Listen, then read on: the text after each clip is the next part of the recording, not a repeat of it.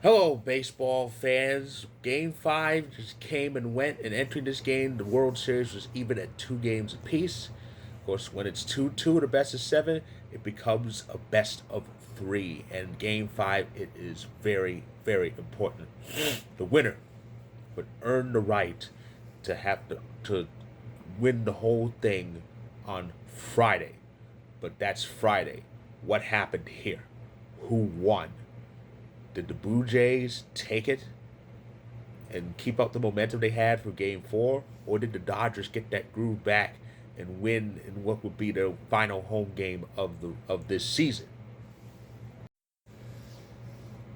The Blue Jays are on a roll. I guess playing 18 innings does something to a team, but not to the team who won said 18 inning game. They fought back, bounced back, and won Game 4, and now they took Game 5. They took 2 of the 3 in Los Angeles, and Game 3 was pretty close. They could have easily swept that road heart of the series, but 2 out of 3 ain't bad, as the saying goes. 6-1 was the final score. It started with back-to-back home runs in the first inning, um, meaning that for the first time in this fall classic, Toronto actually scored first, and the Dodgers just couldn't do it. They couldn't do a thing against Yusevich.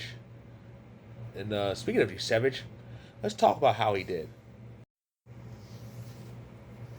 Impressive line, is it not? 7 innings pitched, 3 hits, only gave up the home run to Enrique Hernandez, didn't walk anybody, struck out a dozen. A dozen. Can you believe that? 12 strikeouts. That's a World Series record for strikeouts in a single game by a rookie pitcher. Of course, I, being a Yankees fan, know all about what Yusevich is about. Yusevich was a beast against the Yankees, and he's continuing it here. He may give Vlad a run for his money in the MVP category for the World Series. That's if Toronto wins it.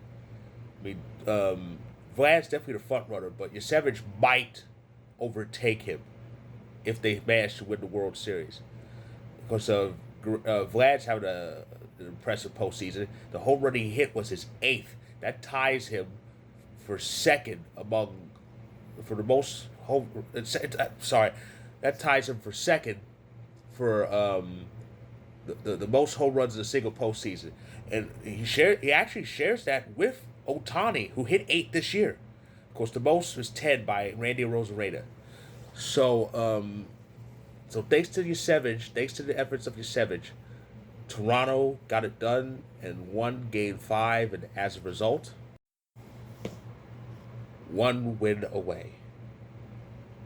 The Toronto Blue Jays are 1 win away from winning the World Series, 1 win away from their first championship in 32 years, and much like in 1993, the Jays will have a chance to do it in front of their home crowd. They have maximum two. They have a maximum 2 chances because next Game 6 and 7 are in Toronto, and I just learned this a few hours ago.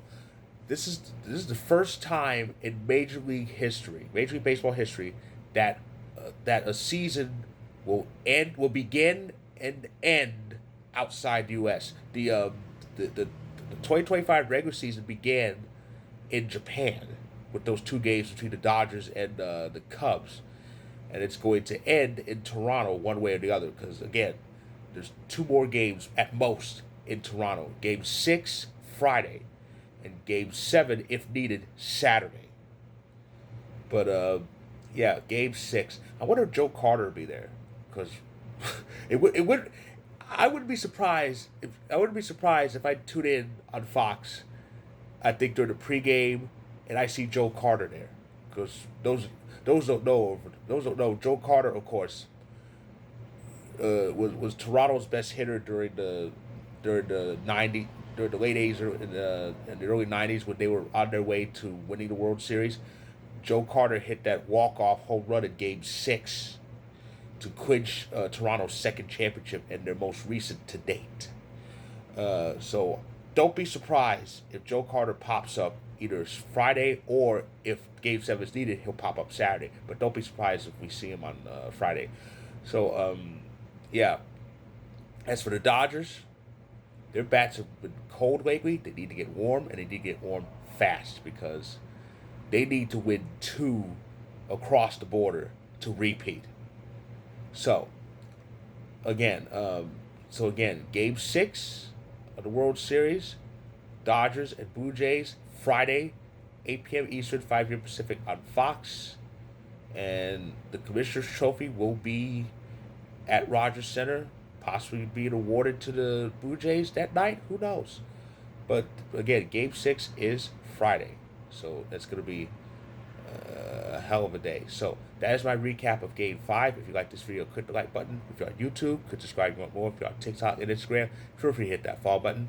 And there's the link to my story above on Vocal. Check it out when you can. And I'll be back.